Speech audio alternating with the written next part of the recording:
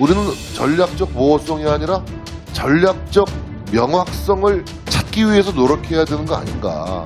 네? 그리고 시중에 유행어처럼 떠도는 얘기가 안보는 미국, 경제는 중국이에요. 안미 경중. 그 안미 경중이란 도식은 맞는 이야기인가.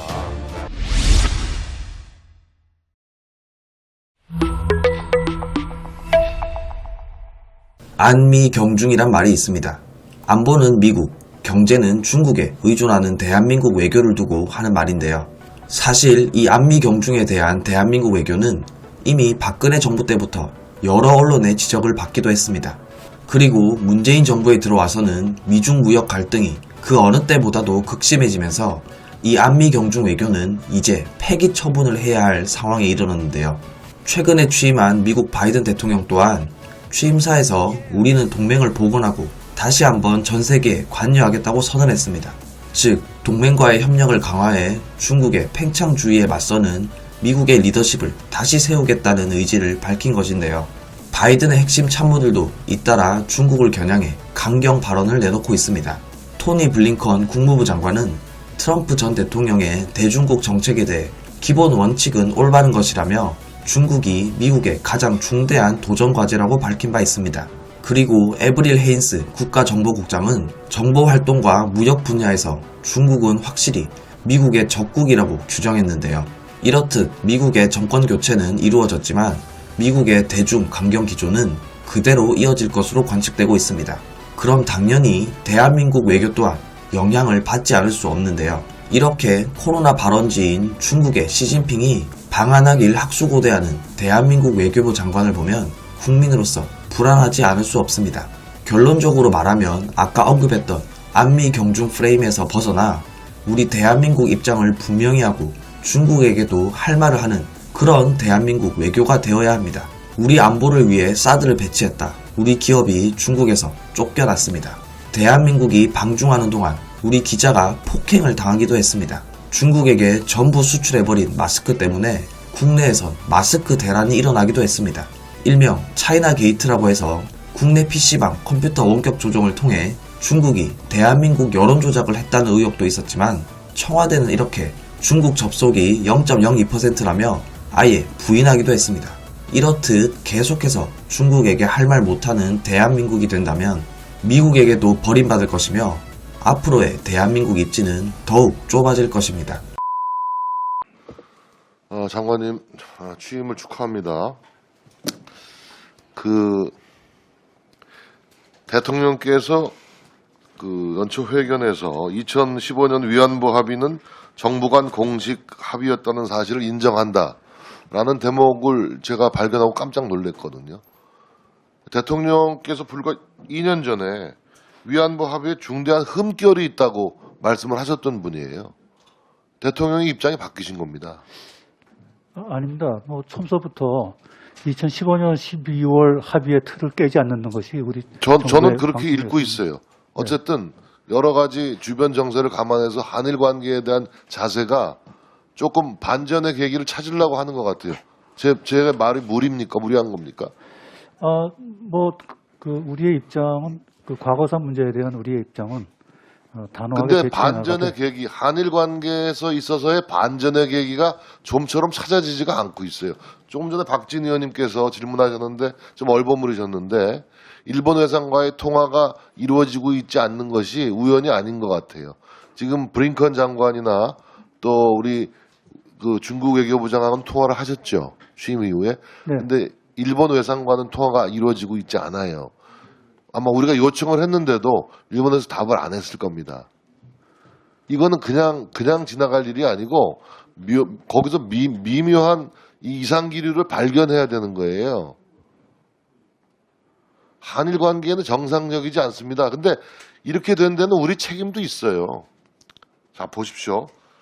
불과 얼마 전까지 한일 간의 외교 노력을 주문하는 사람들을 친일파로 몰았어요. 반일 선동에 앞장서던 이 문재인 정권이 갑자기 일본과의 관계 개선, 미래지향적인 관계 이걸 매달리니까 많은 국민들이 지금 어리둥절하고 있는 겁니다. 조국 전 민정수석이 죽창가를 부리며 반일 선동하던 모습이 묘하게 오버랩돼요. 예? 조국 전 민정수석이 뭐라 그랬는지 아세요? 죽창가를 잊고 있었다. 문재인 정부는 서희와 이순신 역할을 동시에 수행한다. 쫄지 말고 싸우자. 응? 이런 반일 선동 정책 앞으로도 필요합니까? 이런 류의, 이런 따위의 언사, 언동 이런 것이 한일 관계 개선에 바람직하다고 보세요? 뭐 바람직하지 않죠. 그렇죠. 의원님 잘 아시죠. 그러나 일본 정부의 고위 지도자들도 한일 관계에 대해서 굉장히 부적절한 발언들을 많이 했던 것을 우리가 간과하면 안 됩니다. 미국 바이든 신정부의 출범도 한일 관계의 개선에 새로운 계기가 됐다고 좀 보는데요. 지금 우리 양국 한미 정상 간의 대화에서도 거론이 됐습니다만 한미일 삼각 안보 협력 관계의 복원 이런 것이 상당히 미국이 굉장히 중요한 우선순위의 과제로 설정하고 있는 것 같아요. 저 역시 한미일 삼각 안보 협력 체계의 복원은 굉장히 중요한 과제라고 보는데 여기에 대한 어떤 보관이나 해법을 장관은 갖고 계십니까? 뭐 그러한 그 의원님 말씀에 전적으로 공감하고요. 그렇게 되도록 저희가 노력을 하고 있습니다. 예, 그 일반 국민들이 우리나라의 이른바 외교 안보 정책의 정체성, 대한민국 외교 안보 정책의 정체성이 뭔가 이런 거에 대해서 국민들이 명확한 개념이 없어요.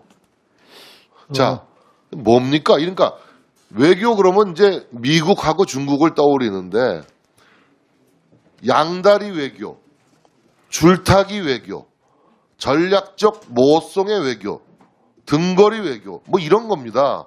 그러다 보니까 야 이게 원칙과 기준이 뭔가 이 전략적 모호성을 갖고 있는 이런 외교의 전략 방식은 지속 가능한 것인가? 우리는 전략적 모호성이 아니라 전략적 명확성을 찾기 위해서 노력해야 되는 거 아닌가? 예? 그리고 시중에 유행어처럼 떠도는 얘기가 안보는 미국, 경제는 중국이에요. 안미 경중. 그 안미 경중이란 도식은 맞는 이야기인가? 예? 중국이 최대 우리의 통상교육 대상국인 거 맞죠? 최대 시장이죠.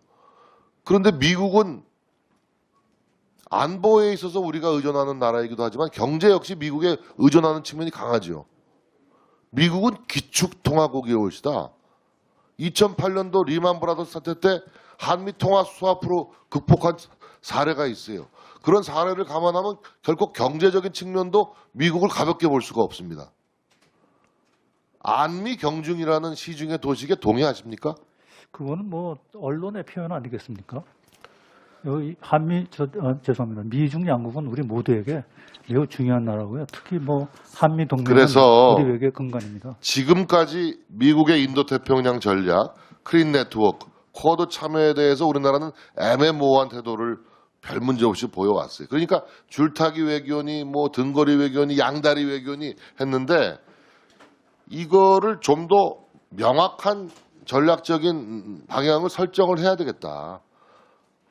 이게 가능한지는 모르겠습니다만 중국과의 디커플링 사실 중국에 의존하고 있는 세계의 많은 나라도 중국과의 디커플링이 쉽지 않은 거는 다 인정할 수밖에 없어요. 특히 우리는 지정학적인 관계를 고려하도록 더 그런데 그러나 시간이 가면 갈수록 중국과의 디커플링을 강요받고 그런 것이 현실로 다가올 수도 있다는 예감이 들거든요. 그런 관점에 대해서 어떤 생각을 갖고 계십니까?